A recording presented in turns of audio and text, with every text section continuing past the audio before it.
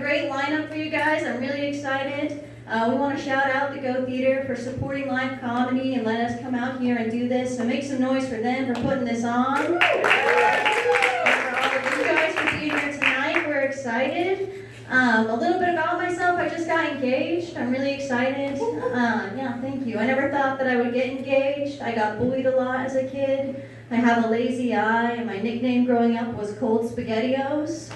I had the unique experience of being diagnosed with autism 3 times because my mom kept being like, nah, she's good. She thought I would outgrow it, but I did not. I had a really hard time with food. One of the only things I could eat is a cold can of SpaghettiOs, so I would take one with me to my public school every day and slurp it on down in front of everyone, then go home and cry because no one wanted to be friends with Cold SpaghettiO Girl. So I think it's extra impressive that I managed to get someone to marry me. Thank you. I got engaged to a man, but my mom found out I was a lesbian when I was 15. I gave up the SpaghettiOs and switched directly to narcotics. And I would journal about my experiences with all these different pills, but I got a snoopy mom, right? So I'd have to use code names. So I'd write about Laura and Val and the great love of my life, Addie.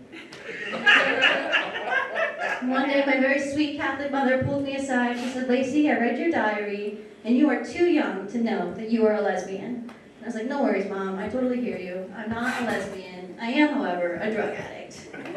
And she was far more comfortable with that. No, I'm kidding.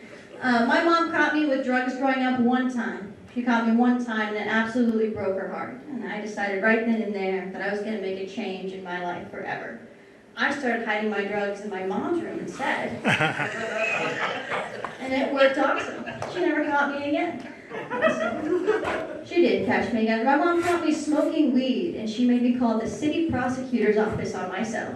For her own fun DIY version of Scared Straight. I had to go meet with this guy at a Starbucks, and here's the thing, my listening ears were not on. You know, I was in a bad mood when I had to go meet with this guy.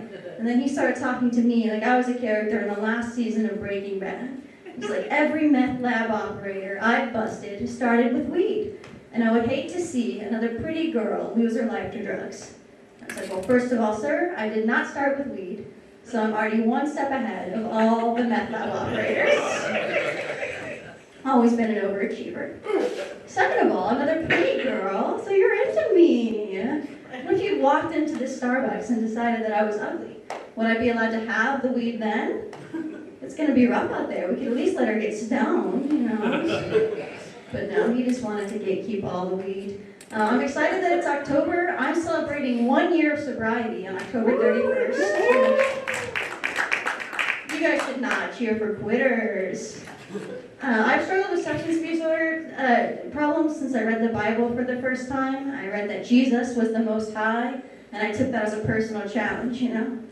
I was like, Jesus, the Most High. Not on my watch this. But that backfired hard. Checking into rehab is usually kind of goofy because they have to read to you off like a pre-written list of questions. And they're like, hey, under the influence of benzos, have you done any of the following? It's like, dude, be so real. How would I know? How would I remember that? But I'm excited to be sober. I'm excited for Halloween. When I was 19 in October, the scariest thing of my life happened to me. I accidentally joined a sex club by mistake. I thought I was going to get really good at playing D&D that year. So I joined a Facebook group called Tulsa Dungeon Dwellers. And I made a post about how I had never played before, and I was interested in being a gnome, and I was looking for someone to show me the ropes. I got so many messages from all these guys. They're like, I'd love to play with you. I was like, I'm going to get so good at D&D. We never played a single time. And that is my time. Thank you guys so much. My name is Lacey Rains. Are you guys excited for a comedy show tonight? Yeah, please put your hands together for our first comedian taking the stage. Give it up for Thunderwolves!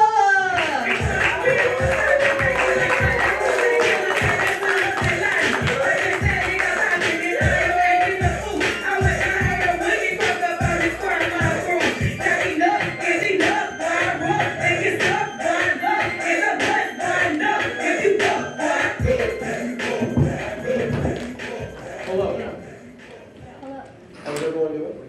Good. Yes. Good. Sorry, I got a handful of popcorn before I got down here, so I'm gonna finish it first and then we'll do the show and stuff. Slow biter.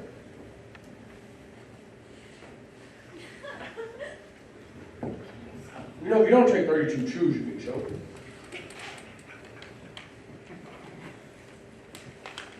All right, that's enough times. Anybody have a cool job? Wow. Sorry to hear that. Oh, you do? What do you do? I'm a realtor. Is that a cool job? It's a real cool job. Yeah. Tell me about the coolest house you sold. What? Tell me about the coolest house you sold. I just sold it yesterday. Oh, shit. What Yeah, was it? I listed it for $399 and sold it for $417. 417. Wow. Wow. 3 days. Where can you buy a house for $417? 1,000. You are a hell of a realtor. That's impressive. Wow. You have any like in like the double digits, like maybe like $20, $30? I'm looking for a half room, half bath. 0 garage. Sorry. Not that good of a realtor. Joking. Congratulations on your big sale. Thank you. I, on the other hand, am not a realtor. I am a school teacher, which some people say is a cool job until they actually have to deal with kids, and you realize it's a kind of a shit job. I enjoy teaching though. I teach English. I teach senior English. As a teacher, I'm just going to give you the heads up. It's kind of bleak out there. A lot of you did not read to your kids. I see that now. It's very evident in essays. I had an essay turned in, and the essay was simple. It was a 3-paragraph essay about what do you want to do when you get out of high school. And on the essay, the response that I got was, I'm going to visit my girlfriend when she goes down to college, because I heard it goes crazy down there. Spelled Thurr. And whenever I go visit, we're going to hang out in the dorms. Because in there, they go wild. Thurr, spelled Therr this time. I do like the double attempts on, maybe the first Thurr wasn't right, so let me try a different Thurr. Funny enough, this student said that he wanted to get into real estate. But his real estate was spelled a little different, spelled Realistate, which made me question my job as an English teacher. Because phonetically, he is correct. Oh, phonetically means it sounds the way it looks. I know this is Oklahoma, just want to make sure we're on the same page when it comes to reading. I know it's not our biggest forte. But the one thing they don't tell you about teaching is there's a chance of you being sexually harassed or assaulted. Recently I had a student ask me a question and they were like, Mr. Wolf. And I was like, yeah. And I turned like this to answer a question from a student from this direction. And as I turned, I felt a big grab right here. And I turned back. And a freshman child, who I do not teach, eating a bowl of ramen noodles to my face, just slurps them up. I go, did you just grab my butt? And she's like, yeah. Boom, let's go to the office. I never felt cooler in my life to be like, we're going to the office. I mean, sometimes now whenever I say kids are going to the office, I do like an out, like an ump. Just like, let's go. So I go to the office. I'm filling out an incident report. And as I'm filling out this report, the principal comes around the corner. He's like, what's going on? I was like, student grabbed my backside. I was like, oh, well, let me go talk to her. So he goes to the office where she's in. He's like, what happened? He said I grabbed him. Well, did you grab him? I guess I did, since he said I did. I've never heard such a great answer or response in my life. The way it made me question my own assault. I'm filling out the incident report like, well, I said she did, but did she actually do it? Did I just throw the words into the air and let them blossom their own? So I fill out the report. The next day, the child walks past my classroom as if nothing had happened. And as she walks by, I'm like, what the hell? How is she back in Gen Pop? Oh, that's where our prisoners are. I was like, she should be in the clanker in the hole. But she's just out here living her life happily. But the thing is, every time she walked past my classroom, she'd give me this stare of death. Just this, ominous, I'm gonna kill you after fourth period, or maybe when I'm done with this lunch pull, I'm gonna fuck you up, Mr. Wolf. Principals did nothing. I was like, oh, okay, guess just out here with my ass out. But I found out the child was on the basketball team, which to me, a revelation. Because if I know there's one thing that will happen, coaches will make kids run. So I go to the basketball coach. I'm like, hey, one of your kids grabbed my backside. Can they get some extra laps for that? Of course they can. The next day after that, the child comes back to me. Face, red as can be. She has red hair, so now her face matches the hair. She comes up, she's, Mr. Stevens, I'm sorry. I'm sorry for grabbing your ass. It's all good. Let's just not do it again. All right, we fixed that. It's all good. But I kind of, relived that moment because it was an odd moment for me in life as a grown man to have my ass grabbed by a child. But the one thing I didn't really think about, and maybe a little bit of pride, because I've done a lot of walking this summer, was I kind of got more ass than I thought. Like, if she would have did this last year, I would have been like, whoop. But when she grabbed it, she grabbed a full handful of ass. So now I'm just walking around, caked up around school, like, which student's next?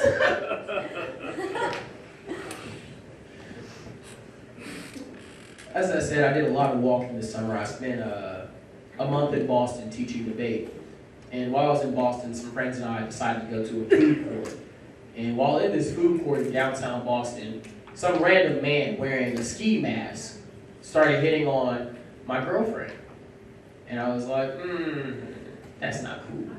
So I was like, hey man, we're together. Like, let's keep it moving, big dog. Let's have a good day, not having to worry about anything.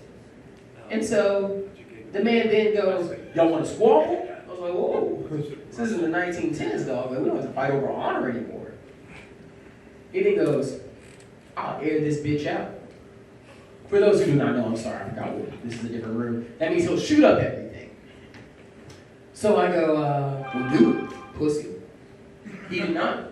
I was like, see, he ain't got it. So I go ahead and order like a number 6 right down by the Chinese restaurant. Don't give a fuck about it. But then he comes back. He was like, oh, you want me to shoot this shit up, huh? I was like, yeah. Like, once I get done with my food, like, it's whatever, bro. Like, I'm not tripping. He then, like, sits on these little steps, and he pulls out a little white bag and starts pulling out cell phones. And I'm like, oh, shit. It's kind of scary.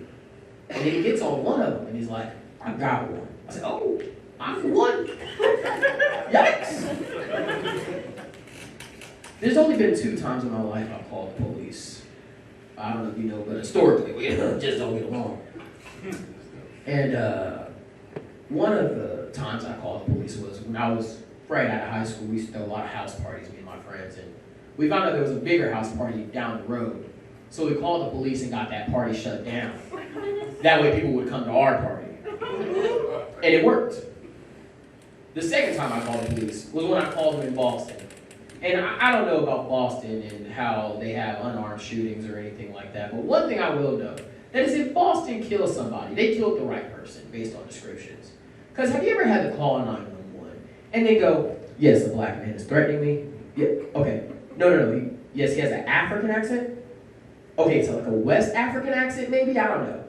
Okay, he's wearing a maroon jacket. Yeah, it's like a dark maroon. And he's wearing matching color shoes. Yes, the shoes are also dark maroon. Like, I was like, wow, these are very specific details for this. Finds out, Boston PD gets there, they arrest the man, I go about my life, it's no problem. So, today, I got the best phone call I think I've ever gotten from a police officer. They called and they said, hey, we know you wanted to press charges, but we wanted to know if you'd be willing to testify. And me, a fan of Law and Order, ready for this moment my entire life, to go, oh shit, I get to go, it was him! I said, yeah, but the problem is I'm kind of broke. Is it a possibility you all can fly me out to Boston? And they were like, we'll see what we can do. My students overhear this conversation, because I only have like 5 minutes after school class, and they're like, whoa, we didn't know our teacher was a snitch. And I was like, listen, I wasn't a snitch until he thought I wasn't a snitch. And then I was like, I gotta be a snitch now. But I told them the story like I told you all. And after that, they were like, damn, we would have called the police too. So, that is my way of saying that it is true that some people do back the blue. All right, my name is Thunderwolf. You all have been so awesome. Give it up for Lacey. Give it up for Zofia. Thank you all so much for having us. One more time for Thunderwolf.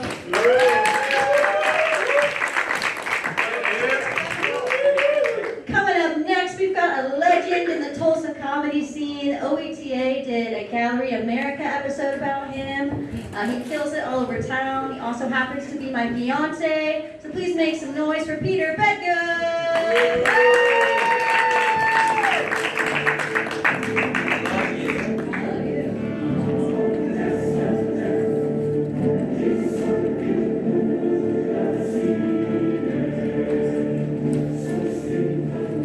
This is a really long song. Hello, my name is Peter Bedgood. I apologize for interrupting Carl Orff. Thank you for forgiving me. You're like, just be funny, man. You interrupted Carmina Burana. That's like the soundtrack of every scary thing ever. Until tonight. Hello, and welcome to my comedy show. My dad said, Peter, you're not funny, but you can be successful in comedy. Just make it free to get in and $150 to leave. Lock the door. Lock the door. My grandfather went to the doctor.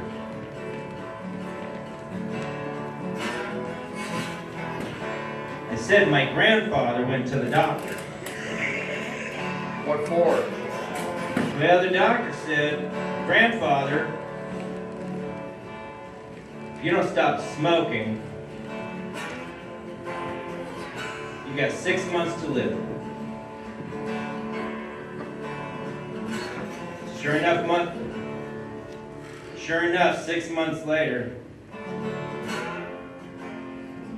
my grandfather did not stop smoking. And that doctor murdered my grandfather.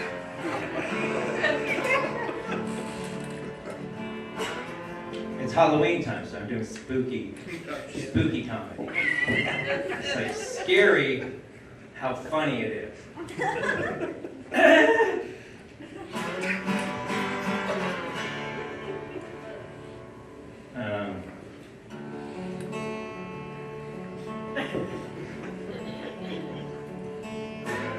I had a job at this place where I had to distress furniture. So I would just turn on Fox News for the day and then leave.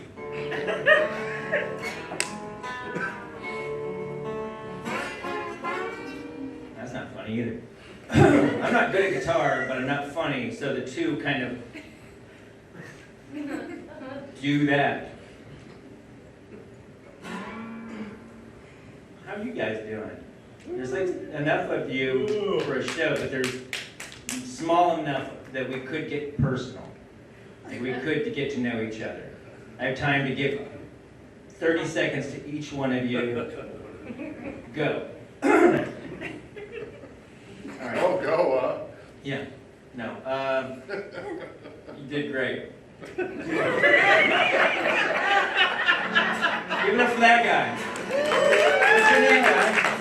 My name is Mike. What is it? Mike. I can't hear you. I cannot hear a word you're saying. Would you please speak up? Dude, speak up louder. I've been doing comedy for so long. I have a joke in any letter of the alphabet. You could just call it out and I would be able to. R. I heard H. I was watching television at 3 o'clock in the morning and this commercial came on and it said, do you suffer from hesitancy? And I was like,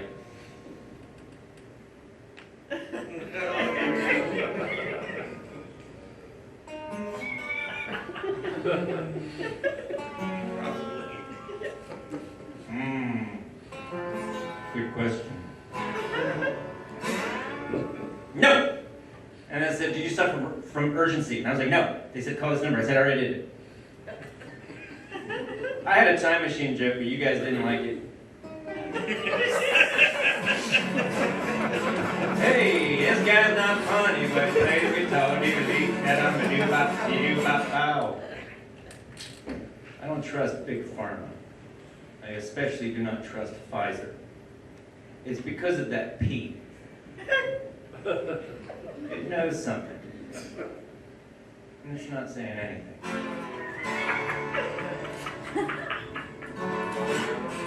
I finally saw the movie Titanic, but I saw it on a busted VHS tape that only played it backwards. Turns out it's actually a very happy story. About 1,500 people floating out in the middle of the North Atlantic Ocean. When out pops this boat from nowhere.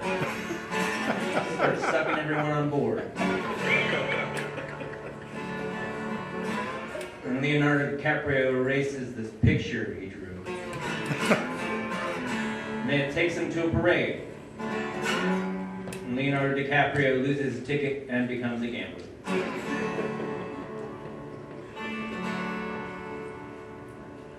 You keep it down, please? I'm trying to do a show. I'm not smart. Some things sound like they're fun and they're not fun. And other things sound like they're not fun, but they are fun. Like crotch rock. That does not sound like fun, but supposedly it is a blast. In a good way. However, waterboarding sounds like fun. Sounds like a movie starring Adam Sandler. Waterboarding, this summer. Or being a person of interest. That sounds good. I've always wanted to be an interesting person. Kind of person walking down the street, someone sees me and says, hey, he looks like a person of interest, let's take him waterboarding.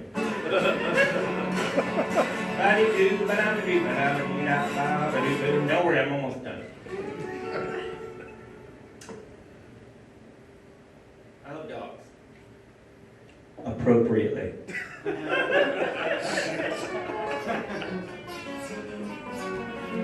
I've not been a good father, but I intend to make it up to my son this weekend when I take him to the fair.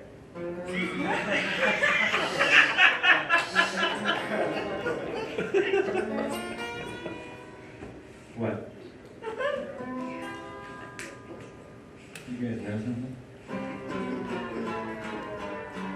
Say something if you know something. You know, I used to work for the TSA at the Amtrak. I worked for Amtrak, and the TSA, they put up these signs that said, if you see something, say something.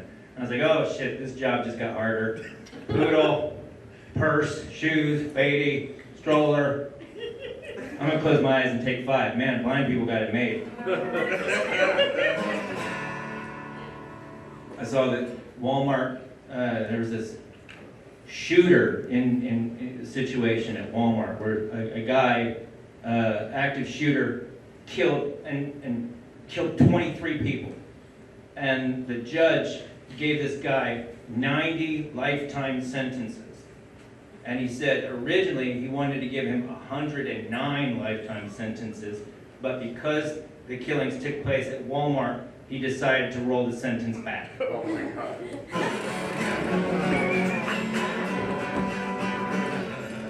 Had this happened at a retail store, the man would pay full price.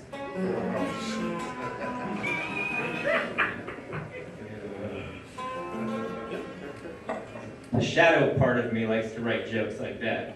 The shadow part of me wrote this joke. It's the dance craze sweeping the nation. First you step to the left, then you step to the right. Then you stare like you're looking down a tunnel. Then you step to the left, and you step to the right, and you freeze. It's the Mitch McConnell.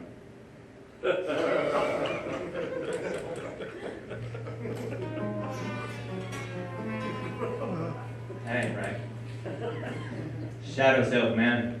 Sometimes you wake up and your shadow self is like, I've been waiting for you. We have bridges to burn today, Peter. I'm like, oh no, not you, shadow self. And I open up my Facebook app and there's someone reporting themselves safe during the Maui wildfires. And I'm like, fuck you. Not doing well financially. I got a terrible job selling non-essential oils. I say if I do well with those, they'll move me up. But I'm not doing well financially. Right now, I can only afford secondhand smoke. Google just introduced its first carless driver. It's me.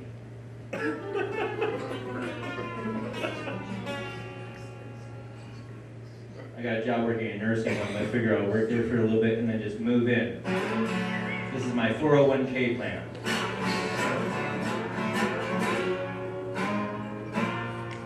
A lot of people would wonder, where did I lose the audience?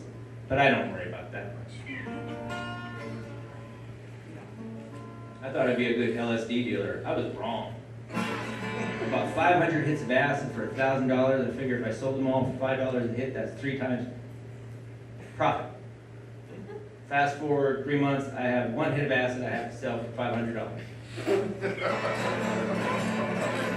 Where did it go, you might ask? You don't need to ask. I remember watching this couple make sweet love from the 2nd floor of this apartment. All night long I watched them down on the quad making sweet love. As the sun came, so did I. And I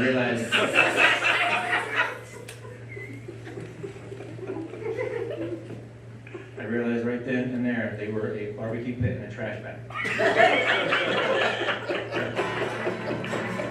That's the Just Say No portion of tonight's show. I need you all to sign something saying I said it and you were here to hear it. I can turn it in to my parole officer. How am I doing, dear? Lacey and I are so happy we're getting married. She's like half my age, the bottom half. You don't know what the top half looks like. We're trying to be good about how we spend our money. I'm not very good with money. You heard. I thought I'd get a job at Walmart. They were hiring stalkers. I was like, that's cool. I'll get like a van and some sunglasses, just cruise parking lots. I was wrong. They wanted me to snatch shit up. I'm not doing that. Boring. I had a job at a dispensary, but my boss was always on my ass. He's like, Peter, are you stoned? I was like, no. He's like, why not? I was like, I just woke up late. He's like, you gotta prioritize. You gotta wake up early. Find time to get stoned. Remember when a skunk used to fart and it would make people run? Now every time a skunk farts, there's some guy like me going, that's sour diesel. Let's find where it is and light it on fire and suck it. Well, I'm gonna leave now. I'd like to leave you with some advice. Because I believe a little education, a little entertainment, put them together, get enlightenment, you know? My mama didn't raise no crybaby. My foster mother did. I cried a lot. Karen was there for me. My advice to you, people, choking on ice is really just a lesson in patience. Think warm thoughts. And good night. Thank you very much. I'm Peter Bedgood. Keep it up for Lacey. Hooray! One more time for Peter Bedgood. Our next comic has done comedy all over the United States. He's very funny. I'm excited to have him here with us tonight. Please put your hands together for Cade Moore.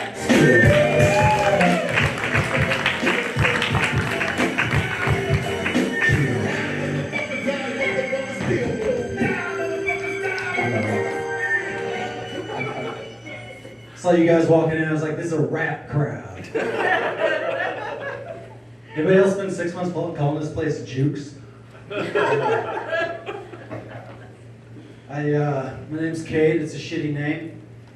You can tell it's a shitty name because there's no famous people named Cade. There are 4 famous Woodies, and there's not a famous Cade.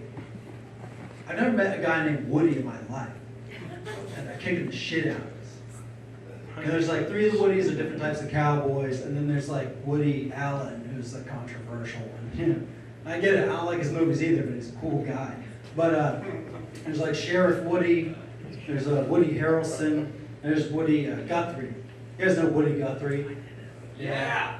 Yeah, the hometown hero. You remember when you know the slogan he's got on his guitar? What's that slogan? Does anybody know that? This machine kills fascists. It's on that mural downtown, right? This machine kills fascists. It's powerful stuff. But I don't want to be like a wet blanket or anything. But are we giving too much credit to the guitar? And it's like, I'm not a historian. I just don't remember the part of World War II where like the Allied troops strummed their way into Normandy. Ousted the Third Reich with a sick lick on a Les Paul. Hans, run! They brought music. The secret weapons. I was in the huts the whole time. Like, let's give the machine the credit it's due. Like, this machine kills parties. This machine kills conversations. That joke does so much better when I don't follow Peter. Like, watch this guy be funny on a guitar for 15 minutes. Hey, don't guitars suck? I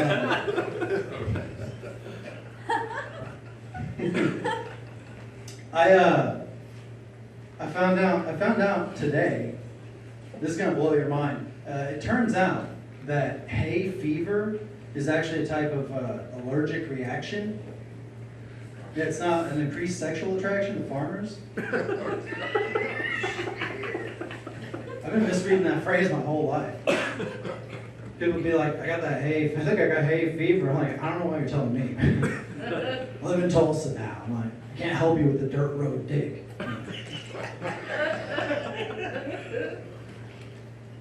My cousin had a baby a few weeks ago, not mine, and I went out there to see it last week, which, I think that's the right word, because you look at it, right? They wanted to use the word meet. You know what I mean, to meet the baby, which I think is impossible. It's not in the baby's skill set. And it's like, also, if we're going to use that word, then I'm going to have to hold the baby to the standards of that word. And it's like, did you meet Lil Taylor? It's like, yeah, he kind of fucking sucks. Got a weird handshake, is obsessed with tits. Asked him if he do anything this weekend. He looked me straight in the eyes and threw up. The guy's crazy. People have all these weird ideas about how the baby looks. They're like, oh, you think he looks more like his mom or his dad? I think he looks like his dad. It's like, well, his mom and his dad both look like people. He's got more of a marshmallow situation going on. I think he really looks like all the other babies, mostly. They always want the baby to be attractive somehow. They'll be like, they want to know that the baby could get dates if it was out there. They're like, isn't he cute? Isn't he the cutest thing you ever seen? Say it. Say it's the cutest thing you ever seen in your life. And I don't know. I watch a lot of TV. He's not like a Hollywood baby. He's not going to pay the bills. He's fine for like a green country baby. It's fine. Don't worry about it. He could be a Claremore 8 one day. It doesn't matter. It's going to be fine. Man. I found out if you want him to get off your back about that, you just agree with him too strongly. Like, isn't he the cutest thing you ever seen? Like, I'm not gonna lie, he's a sexy little fucker. You never have to go back to that house. You're a freak. I got some part-time work at a school. I went in there today and they were like, are you the new sub? I was like, fuck no, I'm the new dom. All right, there we go. We found the freaks in the crowd. We know what you guys are doing. All right, whatever.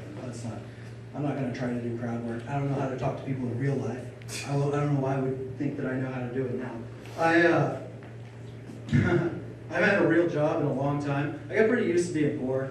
The one thing I still hate about being poor is that when you're poor, you can never afford to rent a place that isn't haunted.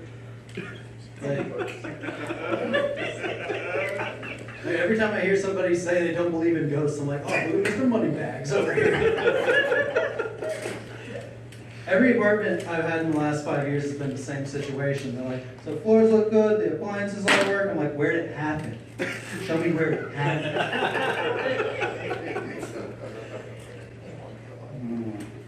I saw this article and it was called, the title was 10 Places You Have to See Before You Die.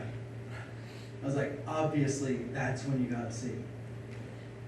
There's no article called 10 Hot Summer Spots for Your Dead Ass to Have a Weekend in Vegas. That doesn't make sense to anybody? Did I misword that? Alright, whatever.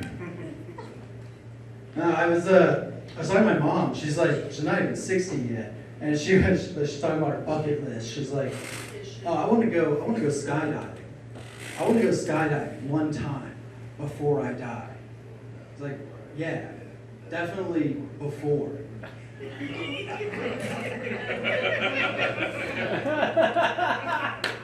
want to be on the plane like, that's what you wanted. Ah. It was in the will. I saw this other article, and it said that we're building taller and taller buildings out of wood because there are new treatment processes for wood. I was like, holy shit, we're still learning about wood? That's a material I assume we just maxed out our knowledge on a long time ago. I figured Abe Lincoln was like the Oppenheimer of wood.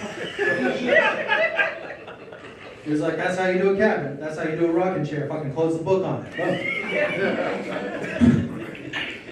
But there was more.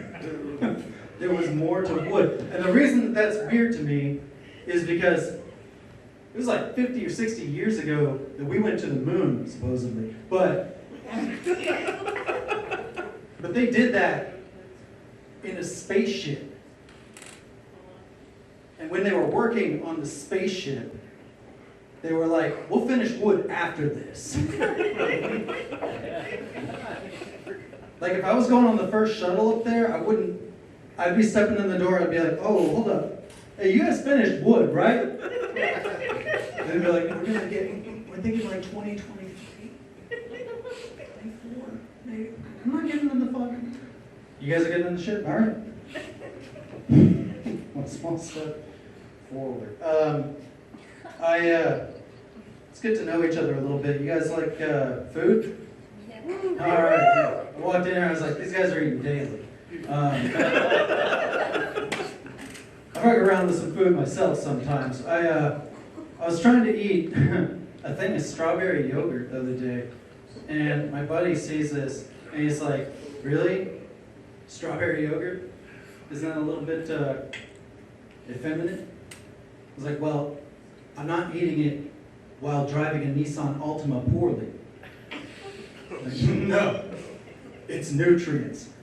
I don't know why people do that. Try to make his and hers snacks. You know, other animals don't do that. There's never been a shark, sees another shark, eat like a tropical fish, was kind of gay, you know?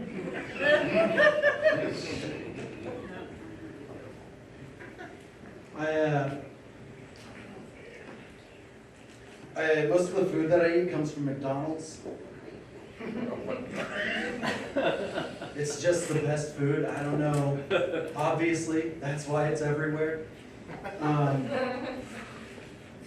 noticed this weird thing in McDonald's. So McDonald's right now is selling a sausage biscuit for $1.19. And they're selling a biscuit for $1.59. What? Yeah.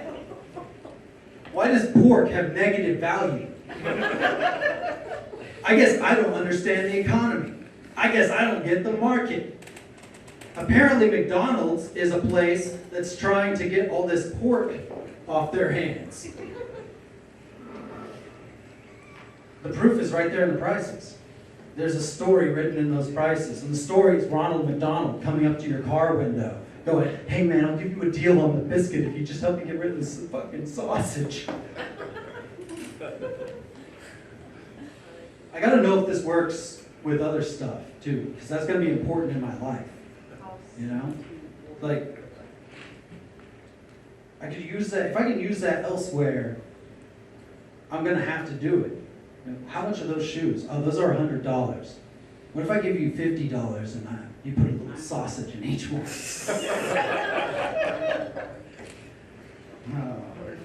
Hey, we're talking about food. So I pissed in a bottle the other day for the first time. And what I found out today is that pissing into a bottle is not the kind of thing that you do once. That's the kind of thing that immediately becomes a habit. Pissing into a bottle works about like how I think killing people works. You're like, the first time, you're like, only if it's life or death. And the second time, you're like, it seemed like the easiest way.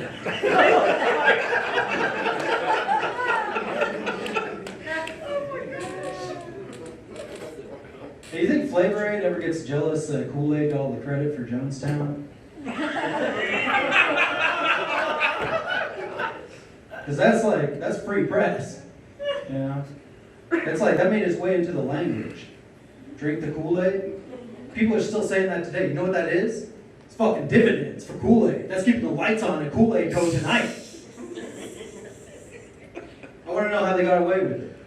I want to know how they pulled it off. I imagine the camera crews coming in, they're like, oh my God, what happened to all these people? Where are all these cups? And then the Kool-Aid man busting out of the jungle, splashing everywhere. They're like, did you do this? He's like, oh, yeah. And that sounds like negative publicity, right? But, I mean, you know energy drink companies would use that today. Like Monster Energy would put that on their cans. It would say like, 900 people weren't tough enough for an enhanced formula. Beasts only.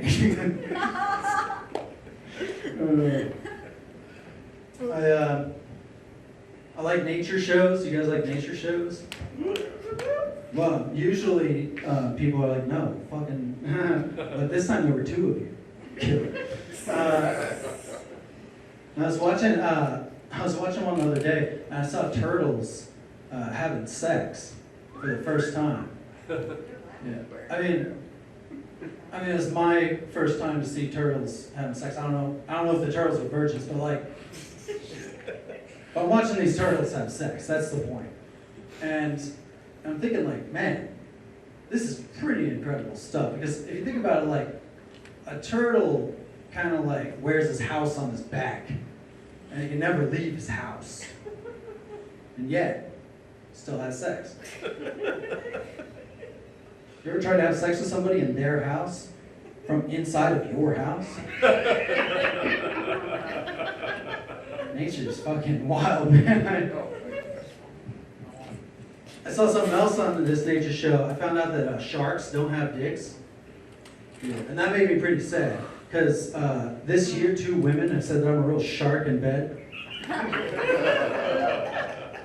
And you think like, oh, they probably didn't know. They were both marine biologists. Yeah. I thought they were saying I ate pussy like an apex predator, but actually they're just calling me an oversized dickless fish. A little too far. That's fine. That's fine. Don't talk about how dickless the fish is. They don't like that. When you talk about how dickless the fish is. My buddy was talking about his ex. He was like, I miss her, man. I miss my ex because she had really tiny hands, and it would make my dick look really big when she was giving me a hand job. I was like, yeah, I know what you mean, because my ex was a hand model, and she always made my dick look really ugly.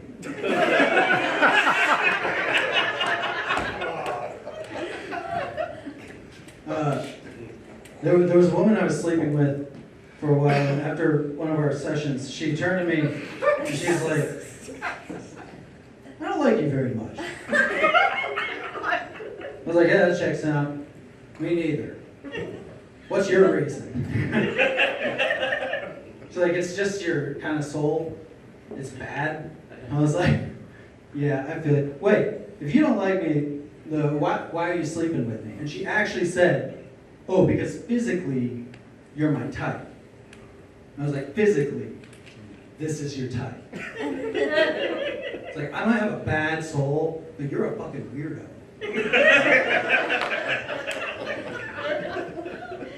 I was thinking back to like high school girlfriend. That was great. We were having sex all the time. We're teenagers. Blah. It was cool until she started reading Cosmo. Yeah, and man, you guys remember that? Is Cosmo still a thing? Who cares? Anyway, it was like every month they would have on the cover they'd have like, we found 200 new ways to fuck. You're like, that's impossible to do every month, Cosmo. There's only so many ways. We fit people together. But she came to me one time after this, and she's like, hey, I want to give you a blowjob with an ice cube in my mouth. I was like, that sounds like a great idea. 'Cause usually, when I'm getting something good, like a blowjob, I want to balance it out with something bad, like ice. Plus, I always wanted to fuck a snowman, so win-win. There's some lady in here like, man, I like the Ice Cube blowjob. He didn't. He was polite. You should reward him with a normal blowjob. This girlfriend, she was Asian, and she probably still is.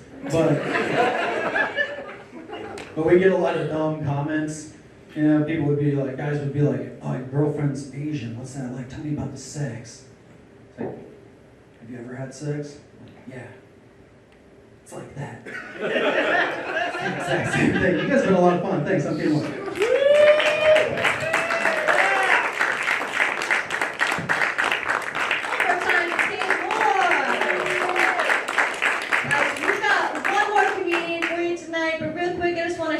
Go Theater one more time. I don't know if you guys.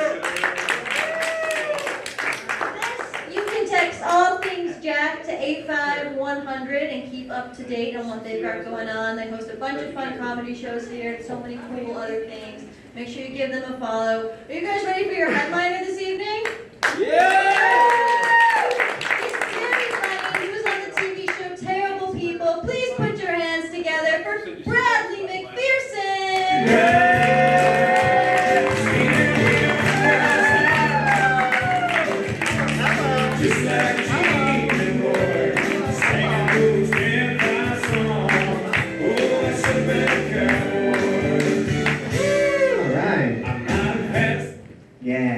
That's my vibe, for sure. How are you guys tonight? Okay, alright. You guys were like, oh, I feel like I just asked you after you finished Thanksgiving dinner. You're like, oh, okay, we're here, we're doing it. I'm gonna come out here to be closer to you guys, if that's cool with you. Okay, now I can see you guys.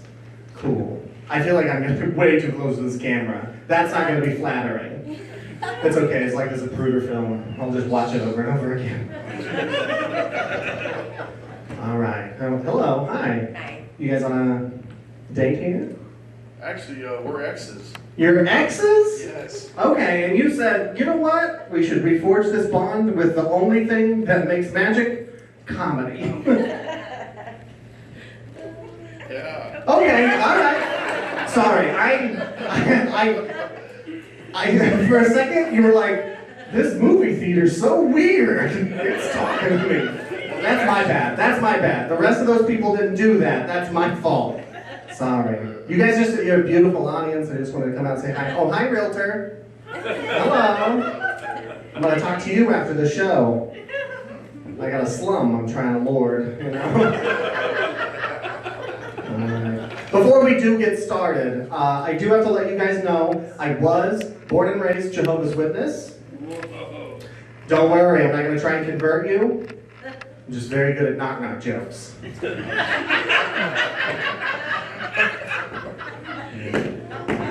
guys want to hear a knock-knock joke? Yeah. Knock-knock. Who's there? You're fucking liars. I was a Jehovah's Witness. None of you answered the door. I know better than that. That was rude of you guys. I was a good Jehovah's Witness, though. I was a good Jehovah's Witness. Like, I went door to door. Has anybody ever had a Jehovah's Witness knock on your door? Yeah. Oh, yeah. I was busy in the area. Probably me. Could have been. Maybe we're actually best friends from that time I told you about the Bible. Yeah, but I would go on conventions. We would have conventions. Maybe you've seen or heard about those thousands of those Johos all up in a convention center. And I would speak at the conventions. I would say stuff like, don't celebrate your birthday. And they go, yeah! And I'd be like, don't celebrate Christmas. And they go, yeah! I'd be like, no sex before marriage. They had a similar response to you guys. Okay. Yeah, I didn't realize that. I was legitimately saving my pussy for Jesus. So, yeah, I was a virgin until I got married. Okay, you don't have to clap or cheer or anything. I was like, I'm doing work in Oklahoma. I think they'll love this. But I realized it's a Broken Arrow. This town fucks. I'm like, I'm gonna take my ex to a comedy show.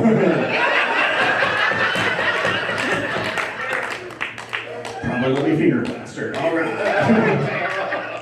I tried not to make eye contact when I did that bit. I felt bad when I did. A little bit.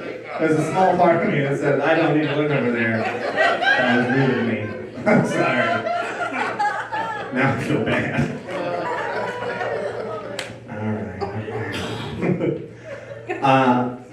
I sometimes when I tell people I was raised Jehovah's Witness, they ask me the same question maybe you're thinking, which is like, what was that like? What was it like not celebrating your birthday or Christmas? And I never know what to tell people like what not doing something's like, right? I'd never be like, hey, Casey Anthony, what's it like raising a teenage daughter? Oh, okay. Hey, you guys liked the knock-knock joke and hated the Casey Anthony joke. You're good people. That's what you are. You're good people that fuck. I'm so proud of you. Yeah, so you're good-ish. You're good-ish people. And that's fantastic. I love that for you. It is weird. So if you're ever thinking like, hey, I've got this Jehovah's Witness, and you've accidentally opened the door, maybe you thought I was about to go out of the house, we had a meeting in the front yard, I do have a tip for how you get rid of them. Would you guys like to hear? Yeah. Okay. This is the tip. Just be like, hey, why are only 144,000 people going to heaven? That's what they really believe. That's what I was raised to believe. Only 144,000 people are going to heaven. Here's the thing. If you're starting a religion in the 1800s, like they did, I 100% understand, like, cap it out. Make it kind of special. Hard to get in, you know? Like, it's a sexy, sexy religion. Like, only 144,000 are getting in. It is weird, though, because eventually, like in the 1930s, there were like 600,000 of them. And they did the math. They figured it out. They were like, oh, there's too many of us, and I don't think we're all going to get to heaven. And so there was this time where they were like, oh, man, what are we going to do about this? What are we going to do? And so they had the leader, and they were like, hey, you should give a talk about the game plan. And it went something like this. Huge crowd, great crowd, love the crowd coming out here, folks. We really appreciate you. So a lot of people have been saying, a lot of people. Only 144,000, is it? Too few? I'm saying, no, it's 144,000. We're keeping it like that. Keeping that for heaven. We're doing Earth 2.0. 2.0, the meek shall inherit it. They're gonna love it. Okay. That was really the plan. They said, we're gonna keep it at 144,000, but we're doing Earth 2.0, which is what I legitimately believed for like 25 years of my life. Like my grandma, she would always say stuff like, I know that I'm not bad enough to go to hell, but I just didn't think I was good enough to go to heaven. And so I'm so glad for Earth 2.0. And then, here's the thing though, she did get dementia, and later on she was like, I'm part of the 144,000 going to heaven! I was like, all right, everybody's grandma goes to heaven. And I think that's what I learned that day. Everybody's grandma goes to heaven. I don't know. Pretty good, Joho. Pretty good. I was raised pretty conservative. I think that you're pretty sheltered in that way. And I think that's smart. Like, I think the idea of sheltering your kids is like, hey, when they get exposed to stuff that they don't have experience with, they're going to be smarter. They're going to be critical thinkers. That was not the case for me. Because whenever I got exposed to new stuff, I was just dumber. Like like we moved to Tulsa when I was in 5th grade. And all my friends in this small town we grew up in was like, oh, that Tulsa is like Sodom and Gomorrah. Which, Sodom, they became famous for like The Thing. But what did Gomorrah do? I have always wondered about that. Like, nobody's ever like, hey, let's go do some Gomorrah-y. You know what I mean? Anyway, they were like, it's Sodom and Gomorrah. We're moving to Tulsa. And I was first exposed to my new high school or middle school friends. And like day one, they sensed that I was a mark. They could tell I was innocent. I was an innocent baby child. They could sense my innocence like a Senate Majority Leader can sense adrenochrome. Like they were there to take advantage of me. So my buddy, he leans over to me, he goes, hey, Brad, raise your hand and ask the teacher for a blowjob. And I had never heard that word, but I had heard about blow dryers. And I was like, oh, that's probably related. And so I raised my hand and I was like, Miss Anderson, can I get a blowjob? She looked at me and she could tell that I was saying that with way too much confidence to know what it meant.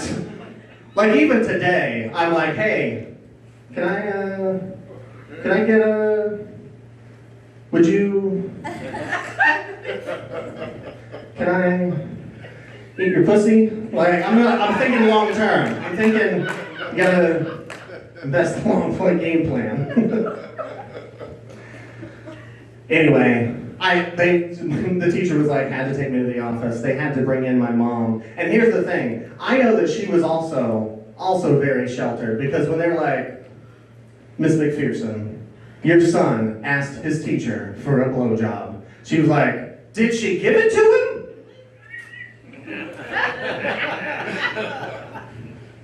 I could have had a very different life trajectory is all I'm saying. I feel like I am a little bit conservative on some stuff. Like, I'm not like January 6th conservative. Too many stairs. But I am a little conservative. Like, I think that men shouldn't sing country songs that were written for women. Yeah. All I'm saying is I don't want to hear a man sing about prostituting his daughter Fancy. Okay. I'm just saying, if I was out with my guy friends and he was like, hey, can I play a song about taking a Louisville Slugger to both headlights of this woman's car that I suspect is cheating on me? I'd be like, whoa, calm down, Brett. We gotta talk through some shit, man. It seems like you're going through it. I'm just saying that the song Daddy's Hands has a very different connotation when a man sings it.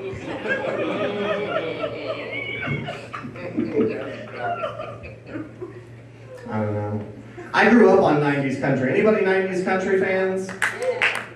Yeah? Sorry, I didn't mean to look at you again. That was my mistake. Sorry. Whenever I leave, just assume that I don't exist in the universe. I understand. I grew up on 90s country. Toby Keith, Brooks and Dunn. In the early 2000s, though, I got super into like emo music. Any emo music fans? I could tell from this audience that I was going to have a lot. I realized something, though, the other day. They are just the exact same music genre. Like, it is just grown men being whiny about stuff. I should have been a cowboy. I should have learned to rope and ride. To rope and ride. I'd be wearing my six shooter, riding my pony on a cattle drive. Oh no, you guys wanted to join in with Toby Keith's classic. Should have been a cowboy? Okay, alright, that's fine. It does work both ways. It does work both ways. Like the absolute most country song I've ever heard is perfect for 90s country. Was written by My Chemical Romance. Goes like this.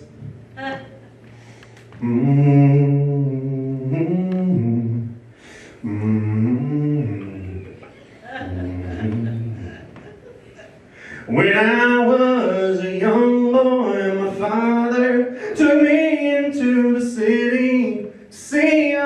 marching band.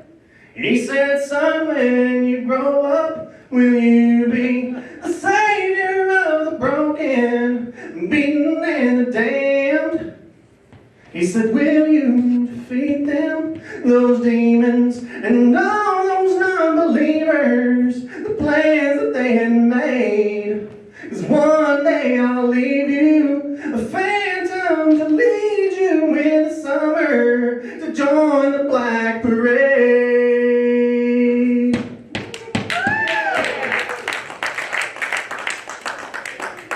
It is pretty progressive for 90s country though, because it is about a man taking his kid to the Black Lives Matter protests.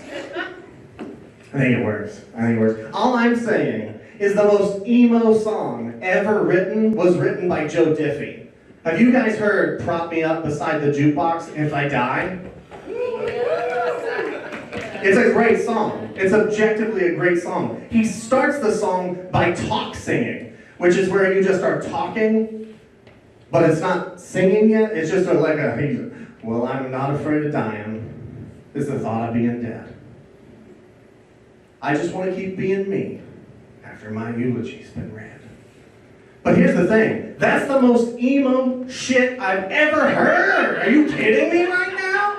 Well, I'm not afraid of dying. It's the thought of being dead. I just want to keep being me after my eulogy's been read. Don't lay my body out to sea. Don't put my body to rest. If you want to put my mind at ease, fulfill my last request and prop me up beside the jukebox if I die. But I wanna go to heaven, but I don't wanna go tonight.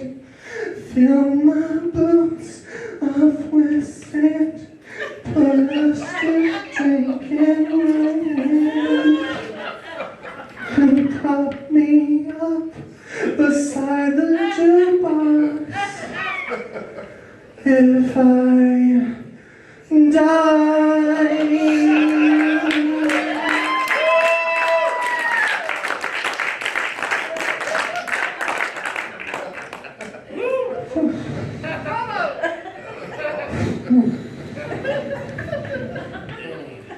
It's really hard to come back from that one.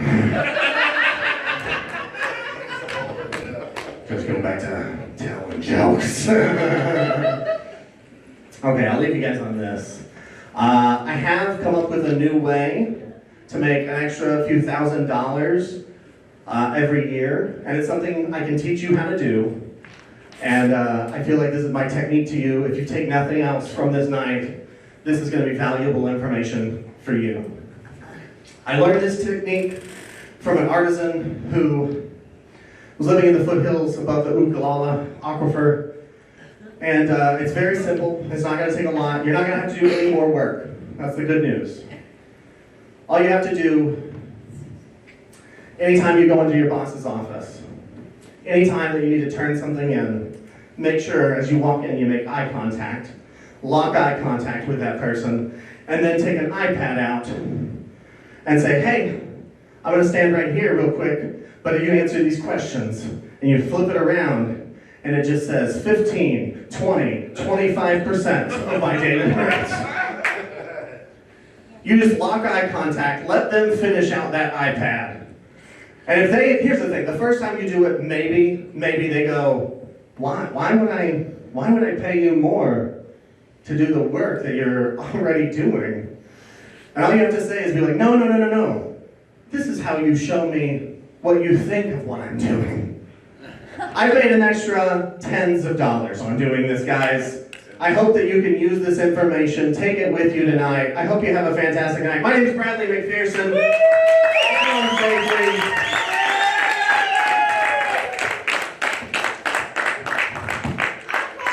One more time for Bradley McPherson!